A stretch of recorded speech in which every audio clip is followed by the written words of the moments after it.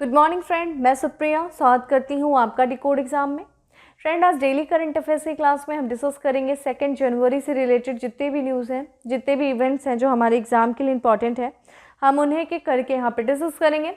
तो आइए friend start करते हैं आज की क्लास। और आज की क्लास स्टार्ट करने से पहले हम कल के पूछे गए प्रश्नों का उत्तर देख लेते हैं। कल मैंने आपसे प्रश्न किया था कि श्यामा प्रसाद मुखर्जी रूअर्बन मिशन की शुरुआत किस वर्ष और किस मंत्रालय के द्वारा किया गया था।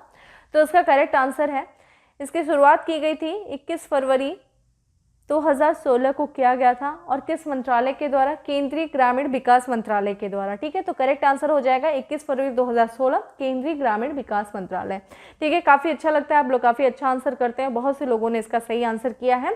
और भी मैंने क्लास के दौरान भी प्रश्नों को पूछा था जिसका काफ़ी अच्छा आप लोगों ने उत्तर किया है। अब आते हैं अपनी क्लास पे और सबसे पहला प्रश्न देखते हैं आज का क्या है कि निम्नलिखित में से किस राज्य सरकार ने पेंशन भोगियों के लिए जीवन प्रमाण पत्र के सत्यापन के लिए ऑनलाइन सेवा शुरू की है? राजस्थान, कर्नाटक, उड़ीसा या फिर Madhya Pradesh. Correct answer is C, Orissa सरकार के द्वारा किया गया है। तो जो उड़ीसा राज्य सरकार ने जो वहाँ के पेंशन भोगी होंगे उनके लिए पहचान के सत्यापन और जीवन प्रमाण पत्र के लिए एक ऑनलाइन सेवा की शुरुआत की है। और इस सेवा के अंतर्गत देखा जाए इस प्रणाली में तो जितने भी जो पेंशन भोगी हैं वो आर्टिफिशियल इंटेलिजेंस पे आधारित वीडियो सत्यापन प्रक्रिया का उपयोग करके पहचान और प्रमाण पत्र जमा कर सकते हैं। यानी कि जितने भी उस राज्य के जो पेंशन भोगी होंगे उन्हें अपने जीवन प्रमाण पत्र और पहचान पत्र को जमा कराने के लिए सरकारी कार्यालय नहीं जाना पड़ेगा, बल्कि वो ऑनलाइन वीडियो कॉन्फ्रेंसिंग के माध्यम से ही अपने सत्यापन प्रक्रिया को पूरी कर सकते हैं। जीवन प्रमाण पत्र और पहचान पत्र, इसको क्या कहेंगे? वीडियो सत्यापन प्रक्रिया। ठीक है, शुरुआत किसके द्वारा किया गया? उड़ीसा सरकार के द्वारा किया गया है। और अब जो पेंशन भोगी होंगे वो मोबाइल फ़ोन से अपनी पहचान और जीवन प्रमाण पत्र जमा कर सकते हैं। अब उन्हें किसी भी तरीके से सरकारी दफ्तर में शारीरिक रूप से उपस्थित होने की आवश्यकता नहीं होगी। और उड़ीसा सरकार के द्वारा ये दावा किया जा रहा है कि वो इस तरीके की सेवा शुरू करने, जो डिजिटल सेवा शुरू करने वाला जो है देश का पहला राज्य है पेंशन भोगियों के लिए। ठीक है, तो उड़ीसा सरकार ने जो शुरू किया है जीवन प्रमाण पत्र और पहचान पत्र को जमा करने के लिए एक डिजिटल रूप से सेवा शुरू की गई। ठीक है, वीडियो सत्यापन प्रक्रिया इसको आप कह सकते हैं। चूंकि हम उड़ीसा के बारे में बात कर रहे हैं तो ये देखिए भारत का मैप है और यहाँ पे हमें पूर्वी कोस्ट पे दिखता है उड़ीसा, जिसकी राजधानी फ्रेंड क्या है? यहाँ पे इसकी राजधानी देखिए तो भुवनेश्वर है उड़ीसा की। और ये जो देखा जाए ये बे ऑफ बंगाल से अपनी सीमा को साझा कर रहा है। ठीक है, चूँकि उड़ीसा के अगर हम देखें किन किन राज्यों से लगा हुआ है तो ये 4 राज्यों से लगा हुआ है। जैसे उत्तर पूर्व में देखें तो वेस्ट बंगाल से, उत्तर में देखें तो झारखंड से, पश्चिम में देखें तो छत्तीसगढ़ से, और वहीं पे हम देखते हैं आंध्र प्रदेश से ये अपनी सीमा को साझा कर रहा है। और चूँकि उड़ीसा की बात करें जिसकी राजधानी भुवनेश्वर है, यहाँ के अगर हम मुख्यमंत्री कौन है तो नवीन पटनायक है, कई बार बताया गया है। नवीन पटनायक जो है वो यहाँ के मुख्यमंत्री हैं। और यहाँ के गवर्नर की बात करें तो गणेशी लाल जो है वो यहाँ के गवर्नर है। बार बार बताया इसलिए जाता है, जल्दी जल्दी आप लोग को ये जो है नॉर्मल से फैक्ट्स हैं जो आपको राज्य स्टेट वाइज सारी चीज़ें नॉर्मल सी चीज़ें पता होनी चाहिए। जब बार बार आप उसको देखोगे तो आपको बार बार रटने की जरूरत नहीं पड़ेगी, धीरे धीरे आपको याद हो जाएगा। वहीं अगर हम उड़ीसा के लोकसभा और राज्यसभा की सीटों की बात करें तो राज्यसभा की सीटें जो हैं वो 10 हैं और लोकसभा की सीटें जो हैं वो 20 हैं। ठीक है, ये चीज़ ध्यान रखिएगा। अब आगे बढ़ते हैं, नेक्स्ट प्रश्न पे चलते हैं। नेक्स्ट है हमारा कि हाल ही में साहित्य अकादमी द्वारा वार्षिक साहित्य अकादमी पुरस्कारों की घोषणा कितनी भाषा में की गई है? 22 भाषाओं में, 20 भाषाओं में, 25 भाषाओं में या फिर 23 भाषाओं में? करेक्ट आंसर इज बी हो जाएगा, 20 भाषाओं में किया गया है साहित्य अकादमी के द्वारा जो है वार्षिक साहित्य अकादमी पुरस्कारों की घोषणा 20 भाषाओं में। आइए देख लेते हैं। तो देखा जाए अभी 30 दिसंबर 2021 को घोषणा की गई है साहित्य अकादमी के द्वारा जो वार्षिक यानी कि एक साल पे जो साहित्य अकादमी पुरस्कार दिया जाता है उसकी घोषणा 30 दिसंबर को किया गया है। कितनी भाषाओं में? 20 भाषाओं में किया गया है। यहाँ पे देखिए हिंदी, अंग्रेजी और जो पंजाबी लैंग्वेज के लिए जो ये पुरस्कार दिया जाएगा, जो नामित किया गया है, देख लेते हैं किसको किसको। तो देखा जाए हिंदी के लिए किया गया है दया प्रकाश सिन्हा को किया गया है। उनके किस नाटक के लिए? सम्राट अशोक के लिए किया गया। ठीक है, सम्राट अशोक किसके द्वारा लिखा गया? दया प्रकाश सिन्हा के द्वारा लिखा गया नाटक है जिसके लिए उनको नामित किया गया है साहित्य अकादमी पुरस्कार हिंदी भाषा के लिए। अंग्रेजी भाषा की बात करें तो नमिता गोखले को किया गया है नामित, उनकी उपन्यास है जिसका नाम है थिंग्स टू लीव बिहाइंड। ठीक है, और पंजाबी भाषा के लिए किया गया खालिद हुसैन को किया गया है। इन्होंने कहानी संग्रह लिखा है जिसका नाम है सुनला द सालड़। ठीक है, और इसके लिए खालिद हुसैन को पंजाबी भाषा के लिए साहित्य अकादमी पुरस्कार के लिए नामित किया गया है। ध्यान रखिएगा कितनी भाषाओं में किया गया, 20 भाषाओं में इस बार किया गया। वहीं अगर हम बात करते हैं गुजराती, मैथिली, मणिपुरी और उर्दू भाषा के लिए ये पुरस्कार जो है बाद में घोषित किया जाएगा। तो जब घोषित किया जाएगा तो साथ में हम लोग अपडेट हो लेंगे, क्योंकि यहाँ से प्रश्न पूछा जाता है। ठीक है, साहित्य अकादमी के भी बारे में थोड़ा सा आप लोग देख लीजिएगा। अभी हम नहीं यहाँ पे बताएंगे क्योंकि टाइम काफ़ी ज़्यादा लग जाता है और आप लोग की फिर कंप्लेन होने लगती है कि मैम काफ़ी ज़्यादा समय ले रहे हैं। तो थोड़ा सा डिस्कशन में चीज़ें थोड़ा समय लेते हैं, लेकिन ध्यान रखिएगा ये एक एक पॉइंट आपके एग्जाम के लिए इंपॉर्टेंट होता है। नेक्स्ट देखते हैं क्या प्रश्न है कि पाकिस्तान ने किस देश से 25 मल्टी रोल J-10C लड़ाकू जेट विमानों का एक पूर्ण स्क्वाड्रन हासिल किया है? चीन से, रूस से, सऊदी अरब से या फिर अमेरिका से? करेक्ट आंसर इज ए है, चीन से जो है पाकिस्तान ने 25 मल्टी रोल J-10C लड़ाकू जेट विमान, जिसकी तस्वीर आप देख रहे हैं, इसका एक पूर्ण जो है स्क्वाड्रन हासिल किया है। ध्यान रखिएगा, इसको आप देख रहे हैं। राफेल को, चूंकि भारत ने जो राफेल सौदा जो किया था, ठीक है, किससे? फ्रांस से, उसी का ये एक तरीके से काउंटर है, अगर आप लोग को पता होगा तो। ठीक है, तो राफेल जो भारत ने राफेल सौदा किया था और राफेल जो विमान आई फ्रांस से, उसी के काउंटर के रूप में पाकिस्तान ने चीन से 25 मल्टी रोल J-10C लड़ाकू जेट विमानों का एक पूर्ण स्क्वाड्रन हासिल किया है। अगर हम इस लड़ाकू जेट विमान की बात करें तो ये चीन के सर्वश्रेष्ठ लड़ाकू विमानों में से एक है, जिसको चीन के द्वारा वर्ष 2006 में क्या किया गया था? बेड़े में, अपने लड़ाकू बेड़े में शामिल किया गया था, अपने लड़ाकू विमानों के बेड़े में इसको शामिल किया गया था वर्ष 2006 में चीन के द्वारा। और तब से ये कार्यरत है और काफ़ी अच्छा अपना प्रदर्शन करता है। और यहाँ पे अगर हम बात करें इससे कितना ये सक्षम है, तो ये जो विमान है J-10C, ये हर मौसम में उड़ान भरने में सक्षम है। ठीक है, जिसको हासिल किया गया, जिसको लिया किसने? पाकिस्तान ने लिया। और वहाँ की पार्टीज जो है, अपोजिशन पार्टी, वो लगातार इसका विरोध भी कर रही है, क्योंकि उनका ये मानना है कि ये जो विमान है वो किसी भी एंगल से राफेल विमान को टक्कर नहीं दे सकता। राफेल विमान काफ़ी ज़्यादा हाई टेक्नोलॉजी है, वो काफ़ी ज़्यादा श्रेष्ठ है कंपेरिजन टू दिस, ठीक है, J-10C के। ठीक है, तो वहाँ के अपोजिशन पार्टी का लगातार, जो वहाँ की सरकार है, उनका काफ़ी ज़्यादा विरोध हो रहा है। ठीक है, इमरान खान की जो है। तो ये चीज़ थोड़ा सा देखते रहिएगा, आगे देखते हैं क्या होता है। अब आते हैं नेक्स्ट प्रश्न पे। नेक्स्ट प्रश्न में हमारा सबसे जो है कि हाल ही में किस राज्य में प्रधानमंत्री नरेंद्र मोदी नामक सड़क का उद्घाटन किया गया है? Gujarat, Madhya Pradesh, Assam, Sikkim. Correct answer is D, Sikkim में किया गया प्रधानमंत्री नरेंद्र मोदी नामक सड़क का उद्घाटन। तो यहाँ पे देखा जाए, जो सिक्किम के राज्यपाल हैं, जिनका नाम है गंगा प्रसाद, उन्होंने सोमगो झील और नाथुला सीमा दर्रे को गंगटोक से जोड़ने वाली दूसरी सड़क का आधिकारिक उद्घाटन किया। ठीक है, तो ये जो सड़क है वो किससे जोड़ रही है? तो ध्यान रखिएगा, सोमगो झील और नाथुला सीमा दर्रे को गंगटोक से ये जो है सड़क जोड़ रही है, और ये दूसरी आधिकारिक सड़क है जिसका उद्घाटन किया गया है वहाँ के राज्यपाल गंगा प्रसाद के द्वारा। ठीक है, और चूंकि ये जो सड़क है वो निर्मित की गई वैकल्पिक सड़क के रूप में, किसकी? तो झांगू झील की ओर जो है ये नवनिर्मित वैकल्पिक सड़क जो है, जिसका नाम क्या रखा गया है? माननीय प्रधानमंत्री नरेंद्र मोदी जी के नाम पे रखा गया है। क्या नाम है? नरेंद्र मोदी मार्ग। ठीक है, तो ये चीज़ यहाँ पे हमें सोमगो झील दिख रही है, हमें चांगू झील दिख रही है, सब सिक्किम में, ये सब भी ध्यान रखिएगा। और वहीं बात करें, इसके पुराने मार्ग का क्या नाम था? कहा जाता था जवाहरलाल नेहरू मार्ग कहा जाता था। और इसके अगर हम लंबाई की देखें तो ये जो है, इस सड़क को देखा जाए, 1 साल से सड़क को चालू किया गया था, जिसकी लंबाई लगभग 19.5 किलोमीटर लंबी ये सड़क है, और ये 1 साल से यात्रियों के लिए चालू थी। लेकिन अब गवर्नर के द्वारा इसे क्या किया गया? आधिकारिक उद्घाटन इसका कर दिया गया। ठीक है, इस सड़क का निर्माण देखा जाए सीमा सड़क संगठन के द्वारा किया गया है, और इस सड़क के बन जाने के बाद जो गंगटोक और सोमगो झील के बीच की दूरी कितने किलोमीटर कम हो गई है? 15 किलोमीटर कम कर दी गई। ठीक है, गंगटोक जो कि सिक्किम की राजधानी है, और वहाँ पे झील कौन सी? सोमगो। तो देखिए कितनी सारी हमें झीलें देखने को मिल रही, सोमगो झील हो गई।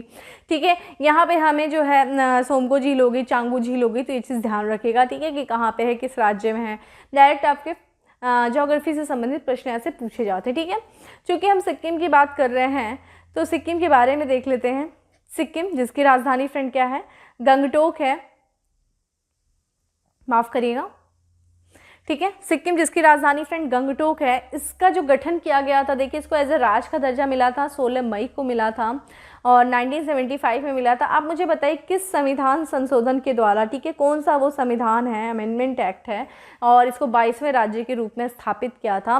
तो आप मुझे ये बताइएगा, ठीक है, संविधान जो है कौन सा था, कौन से नंबर का था, ठीक है। और यहाँ के जो मुख्यमंत्री हैं उनका नाम है प्रेम सिंह तमांग, जो है वो यहाँ के मुख्यमंत्री हैं, और गवर्नर आप देख रहे हैं गंगा प्रसाद है, ठीक है।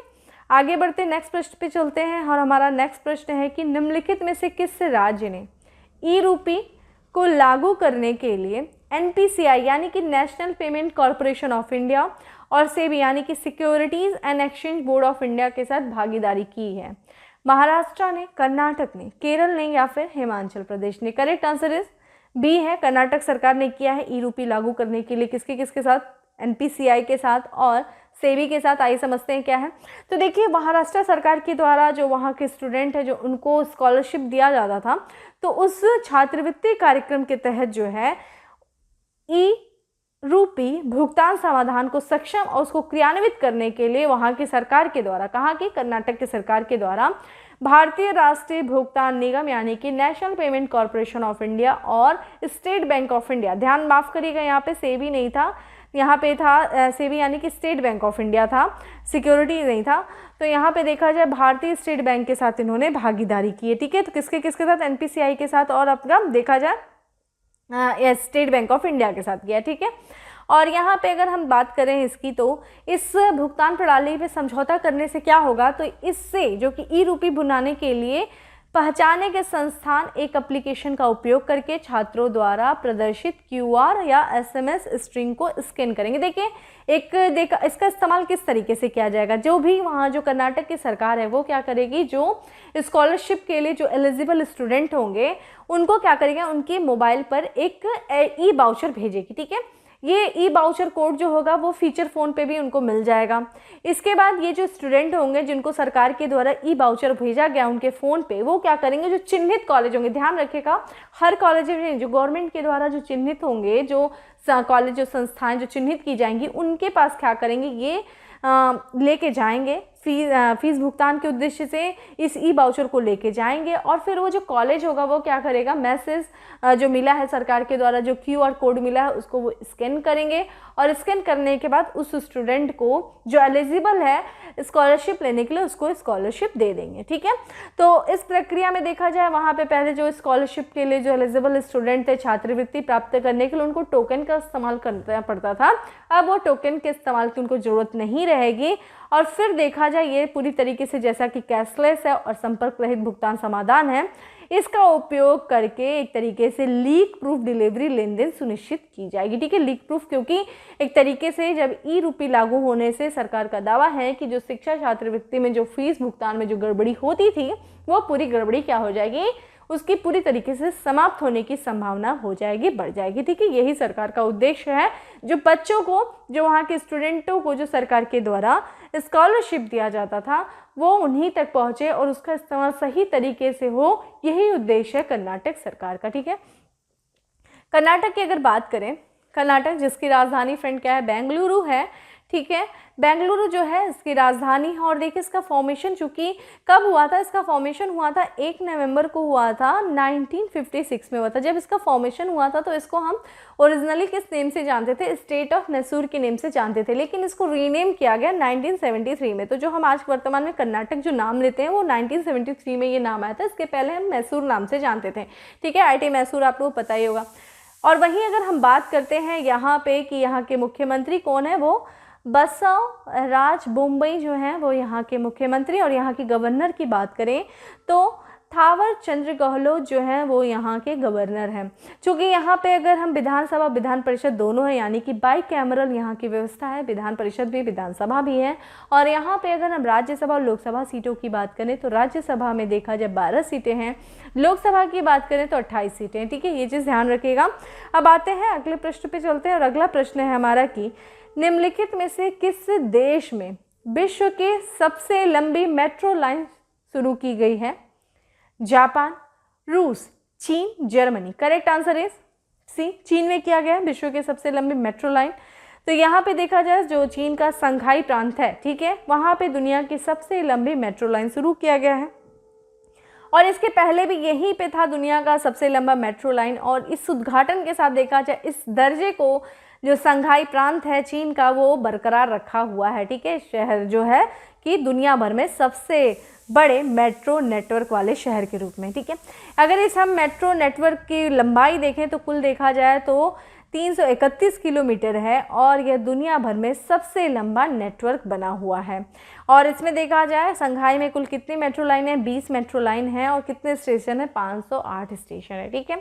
अब आगे बढ़ते हैं, नेक्स्ट प्रश्न पे चलते हैं और हमारा नेक्स्ट प्रश्न है कि हाल ही में चर्चा में रहा फ्रोजन टारगीग्रेड क्या है?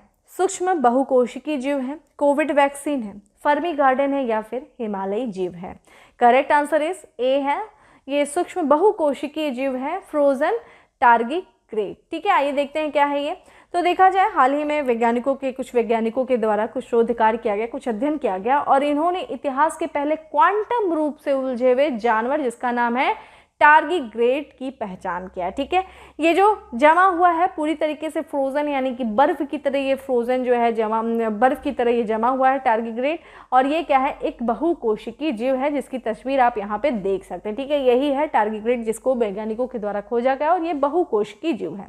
इस जीव की बात करें तो ये देखा जाए ये जो जीव है ये किसी भी तरह की जो भौतिक रासायनिक स्थितियों को सहन करने में ये जीव सक्षम है और एक तरीके से ये इस स्थिति को क्या कहा जाता है, क्रिप्टोबायोसिस कहा जाता है।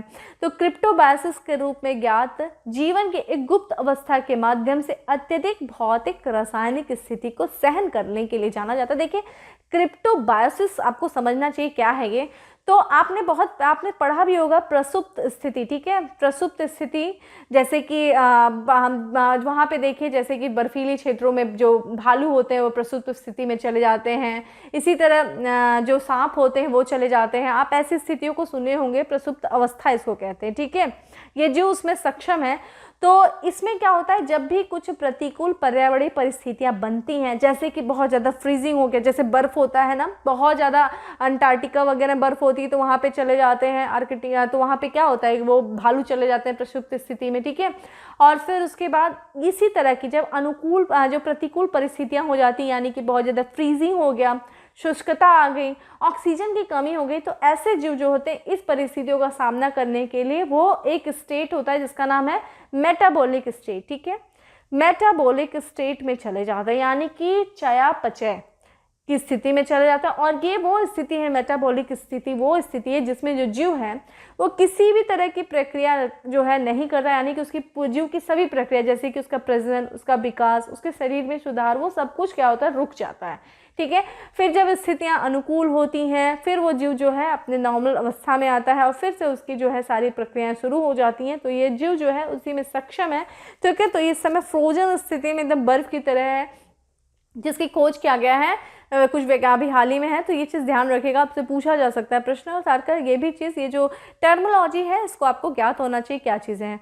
आगे बढ़ते हैं, नेक्स्ट प्रश्न पे चलते हैं कि निम्नलिखित में से किस राज्य सरकार ने नीलगाय या जिसे हम ब्लू बुल के भी नाम से जानते हैं उसकी हत्या करने का रोक लगा दिया है?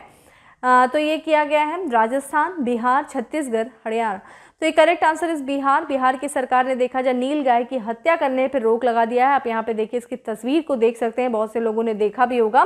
तो यहाँ पे देखते हैं कारण क्या है, क्यों किया गया है। तो देखा जाए यहाँ पे जो बिहार की जो सरकार है उसने ब्लू बुल, जिसे हम स्थानीय रूप से किस नाम से जानते हैं, नीलगाय या फिर खुरपारा के भी नाम से इसे जाना जाता है, और वहाँ पे देखा जाए वहाँ बिहार में इसके बड़े पैमाने पर हत्या हो रही थी, तो इसकी हत्या पर सरकार के द्वारा रोक लगाने की घोषणा की गई। कारण यह है जो लोग ग्रामीण तबके से बिलोंग करते होंगे या फिर जिनके यहाँ कृषि वगैरह होता होगा उनको पता होगा कि नीलगाय जो है फसलों का बहुत बड़े पैमाने पे नुकसान कर देते हैं, जिसके कारण से वो जो कृषक समुदाय होता है या स्थानीय लोगों के द्वारा इनका शिकार कर दिया जाता है, इनकी हत्या कर दी जाती है। तो इस चीज़ को ध्यान में रखते हुए चूँकि इनकी आबादी बहुत ज़्यादा है और ये बहुत बड़े पैमाने पर फसलों का नुकसान करते हैं, तो जिस तरीके का स्टेप वहाँ के लोगों के द्वारा उठाया जाता है तो सरकार ने रोक लगा दिया और इसका एक विकल्प ये निकाला है कि इनकी जो जनसंख्या बढ़ रही है इसको नियंत्रित करने के लिए लिए वहाँ की सरकार ने नीलगाय को क्या किया है कि उसकी नसबंदी कराई जाएगी, ये निर्णय लिया है इनके जो है आबादी को नियंत्रित करने के लिए, इनकी जनसंख्या को नियंत्रित करने के लिए। अगर हम नीलगाय की बात करें तो ध्यान रखिएगा, गाय से ये मत समझिएगा, प्रश्न आ चुका है कि नीलगाय जो है वो किस प्रजाति से संबंधित है, तो ये ध्यान रखिएगा ये मृग प्रजाति यानी कि हिरण की प्रजाति से संबंधित है और ये एशिया का सबसे बड़ा यानी कि सबसे बड़ा एशियाई मृग है। और ये देखा जाए ये हर जगह उत्तरी भारतीय उपमहाद्वीप में लगभग हर जगह पाया जाता है। और आपको पता हो जाएगा कि पता होना चाहिए कि भारतीय उपमहाद्वीप में कौन कौन से देश आते हैं, जैसे कि आपका अफगानिस्तान हो गया, पाकिस्तान हो गया, भारत हो गया, नेपाल, भूटान, ये देखा जाए भारतीय उपमहाद्वीप है और यहाँ पे लगभग ये हर जगह पाए जाते हैं। और ये देखिए किसके सदस्य हैं, तो ये बोसेलफस जीनस के ये एकमात्र सदस्य हैं। और परिवार देखा जाए तो बोविडे परिवार के अंतर्गत इनको रखा गया है और ये देखा जाए भारत, नेपाल, पाकिस्तान में पाए जाते हैं। और अगर हम बात करें इनकी तो ये भारतीय उपमहाद्वीप में स्थानिक हैं यानी कि यहीं तक पाए जाते हैं। और IUCN की रेड लिस्ट की बात करें तो ये संकट मुक्त हैं। देखिए कि लीस्ट कंसर्न है, देख ही रहे हैं आबादी इनकी काफ़ी ज़्यादा बढ़ रही है आबादी, तो कंसर्न में तो आएंगे ही नहीं, बढ़ रही आबादी तो लीस्ट कंसर्न में इनको रखा गया है। ठीक है, ये चीज़ ध्यान रखिएगा। अब आगे बढ़ते हैं, नेक्स्ट प्रश्न पे चलते हैं और हमारा नेक्स्ट प्रश्न है कि किस देश ने दुनिया का पहला आर्टिफिशियल इंटेलिजेंस अभियोजक यानी कि प्रोसिक्यूटर विकसित किया है? अमेरिका, जापान, चीन, ऑस्ट्रेलिया। करेक्ट आंसर इस चीन ने किया। देखिए चीन से संबंधित बहुत हमें प्रश्न देखने को मिल रहा है। तीसरा प्रश्न है ये चीन से संबंधित, तो ये देखा जाए आर्टिफिशियल प्रोसिक्यूटर जो है विकसित किया गया है चीन के द्वारा और ये प्रोसिक्यूटर सक्षम है अपनी दलीलों को रखने के लिए। तो चीन की जो टेक कंपनी है उसके द्वारा दुनिया का पहला आर्टिफिशियल इंटेलिजेंस पावर्ड प्रोसिक्यूटर्स जो है वो तैयार किया गया है। ठीक है, तो ये चीज़ ध्यान रखिएगा, ये जो प्रोसिक्यूटर्स होगा वो एक ऐसा मशीनी अभियोजक होगा। आपको प्रोसिक्यूटर्स पता होगा फ्रेंड, जो जज के सामने अपनी दलीलों को रखते हैं, ठीक है, तथ्यों को रखते हैं ताकि जज जो है अपने फैसले को सुना सके, तो ये वही है। तो एक तरीके से ये मशीनी होगा, ठीक है, रोबोटिक तरीके से अपनी बातों को प्रोसिक्यूटर जो होगा ये अपनी बातों को अपनी लीगल तरीके से अपनी बातों को रखेगा, अपने तथ्यों को रखेगा। तो ये देखा जाए ये अपने तर्कों को, अपने डिबेट के आधार पे अपराधियों की पहचान करेगा और जज के सामने सजा की मांग करेगा। ठीक है, तो ये जो अपराधी होगा वो अपने एक तरीके से ये अपने डिबेट के माध्यम से, तर्कों के माध्यम से अपराधी की पहचान करेगा और जज के सामने जो है वो सजा की मांग करेगा। और ऐसा कंपनी का दावा है जिसने बनाया है कि ये जो मशीनी प्रोसिक्यूटर्स है वो अपने तथ्यों को रखने में, अपने दलीलों को रखने में 97% तक सफल रहा है। ठीक है, मतलब इसके तथ्य बहुत सही रहे हैं। और ये देखा जाए ये मशीन किसके द्वारा विकसित किया गया है, तो ये मशीन जो है संघाई पुडोंग पीपुल्स प्रोक्यूरमेंट के द्वारा, माफ करिएगा, ठीक है, यहाँ पे देखिए क्या लिखा है, प्रोक्यूरेटोरेट, ठीक है, इसके द्वारा विकसित किया गया है। ये आप देख सकते हैं इस तरीके का है कुछ, तो मतलब ये तो आर्टिफिशियल इंटेलिजेंस है, मैं ये नहीं कहूँगी इसी तरीके का कुछ है, लेकिन इसका ध्यान रखिएगा, इसी तरीके से अपनी बातों को रखेगा और एक तरीके से जज को अपना फैसला देने में जो है एक तरीके से निर्णायक सिद्ध हो सकता है ये चीज़। तो ये चीज़ ध्यान रखिएगा किसके द्वारा किया गया है। अब आते हैं नेक्स्ट प्रश्न में कि किस देश में इंडिया आउट अभियान चला है? Maldives, Australia, Sri Lanka, Myanmar. Correct answer is a है, मालदीव में चला है। काफ़ी लोग इससे वाकिफ़ होंगे, लगातार चला है वहाँ पे, काफ़ी जो है इंडिया आउट अभियान चलाया गया है। और ये देखा जाए मालदीव में चलाया गया है इंडिया आउट अभियान, और ये चलाया गया है वहाँ के जो पूर्व राष्ट्रपति हैं, जिनका देखिए आप इनका तस्वीर देख सकते हैं, अब्दुल्ला यामुन की जो पार्टी है जिसका नाम है प्रोग्रेसिव पार्टी ऑफ मालदीव, उनके द्वारा इस अभियान को चलाया जा रहा है। देख सकते हैं आप यहाँ पे बड़े बड़े झंडे लेकर के लोग निकले हैं, इंडिया आउट की टी शर्ट पहने हुए हैं। और ये अभियान ध्यान रखिएगा जो मालदीव के पूर्व राष्ट्रपति हैं अब्दुल्ला यामीन, उनके द्वारा चलाया जा रहा है। और इनकी बात ये तर्क ये दे रहे हैं कि इस अभियान का जो मकसद, ये बता रहे हैं, इस पार्टी का कहना है कि इस कैंपेन का जो मकसद है वो भारतीय सैनिकों को मालदीव से हटाना है। ठीक है, क्योंकि इस पार्टी का, इस आंदोलनकारियों का ये कहना है कि जो हिंद महासागर में जो सैनिक हैं, भारतीय जो सैनिक हैं वो चारों तरफ से आप देखेंगे हिंद महासागर से चारों तरफ से घिरा हुआ कौन है, आपका मालदीव है। और वो उसके हिंद महासागर में जो सैनिक उपस्थिति है भारत की, तो इनका ये कंसर्न है कि जो भारतीय सैनिक की मौजूदगी है और भारत सुरक्षा, और भारत जो है लगातार मालदीव की सुरक्षा के माध्यम से क्या कर रहा है, कोशिश कर रहा है मालदीव में एक सैन्य उपस्थिति स्थापित करने का प्रयास कर रहा है, ये कहना इनका है। क्योंकि अगर आप अब्दुल्ला यामीन की अगर आप पीछे की स्थिति जानते होंगे कि ये इनके ऊपर इनको सजा भी मिली थी, जेल भी जा चुके हैं, और ये बहुत बड़े समर्थक हैं किसके, चीन के। और चीन की नीति आपको पता ही, अगर आपने इंटरनेशनल रिलेशन पढ़ा होगा और चीन और भारत संबंध देखे होंगे, तो चीन हमेशा प्रयास करता है भारत के पड़ोसियों को अपने पक्ष में करने के लिए, ठीक है। तो एक तरीके से रणनीतिक साझेदारी के तहत जो चीन के ये बहुत बड़े समर्थक हैं, और कहा ऐसा जा रहा है कि चीन जो है इनके माध्यम से इस तरह का आंदोलन चला रहा है। वहाँ की जो प्रेजेंट सरकार है वो इसका विरोध भी कर रही है। वहाँ के जो प्रेजेंट राष्ट्रपति हैं इब्राहिम महमूद सोलही जो हैं, वो लगातार इस बात से खंडन कर रहे हैं कि ऐसा कुछ नहीं है। तो आप समझ सकते होंगे, तो इसलिए थोड़ा सा एक बार देखिए, चीन भारत के संबंधों को समझिए, और भारत में और चीन के मालदीव के संबंधों को भी समझिए किस तरह की है, हिंद महासागर में क्या उपस्थिति है, थोड़ा सा इसको समझने का प्रयास करिए। तो इस तरीके से फ्रेंड आज का हमारा 10 MCQ था। अब हम आ जाते हैं अपने फैक्ट्स ऑफ द डे में, जिसमें सबसे पहला फैक्ट है कि साउथ अफ्रीका के खिलाड़ी जिन्होंने टेस्ट क्रिकेट से तत्काल प्रभाव से संन्यास लेने की घोषणा की है, क्या नाम है इनका, क्विंटन डी कॉक, ठीक है। नेक्स्ट है हमारा, बीजिंग में होने वाली शीतकालीन ओलंपिक की 2 अलग अलग स्पर्धाओं के लिए क्वालिफाई करने वाले पहले भारतीय बने हैं अल्पाइन स्कीयर आरिफ मोहम्मद खान, ठीक है। आरिफ मोहम्मद खान जो है वो पहले क्वालिफाई बने हैं शीतकालीन ओलंपिक के लिए जो बीजिंग में होने वाला है, ठीक है, अलग अलग स्पर्धाओं के लिए। नेक्स्ट है कनाडा का श्रेष्ठ पुरस्कार नागरिक पुरस्कार है, जिसका नाम है ऑर्डर ऑफ कनाडा। उसके लिए देखिए 3 भारतीयों को सम्मानित किया गया, भारतवंशियों को, जिनका नाम है सबसे पहले जो है डॉक्टर बैकुंठम अय्यर लक्ष्मण हैं, दूसरे नवजीत सिंह ढिल्लो हैं, और नेक्स्ट है हमारे जो डॉक्टर प्रदीप मर्चेंट है। इन तीनों लोगों को, ये एक भारतवंशी है, उन तीनों लोगों को देखा जाए ऑर्डर ऑफ कनाडा से सम्मानित किया गया है। वहीं वर्ष 2021 में विश्व में सबसे अधिक बार डाउनलोड होने वाला ऐप कौन सा है फ्रेंड, टिकटॉक है। लगभग कितने मिलियन लोगों ने डाउनलोड किया, 656 मिलियन बार ये डाउनलोड हुआ है, सबसे अधिक बार डाउनलोड होने वाला ऐप बन गया है 2021 का। कोलकाता के नए पुलिस आयुक्त के रूप में नियुक्त किया गया है, किसे किया गया है, विनीत कुमार गोयल को किया गया है, ठीक है। अगला है हमारा, मैक्सिको में जो भारत के नए राजदूत बने हैं, कौन बने, नियुक्त किए गए हैं, पंकज शर्मा को नियुक्त किया गया है। पंकज शर्मा मैक्सिको में भारत के नए राजदूत नियुक्त किए गए।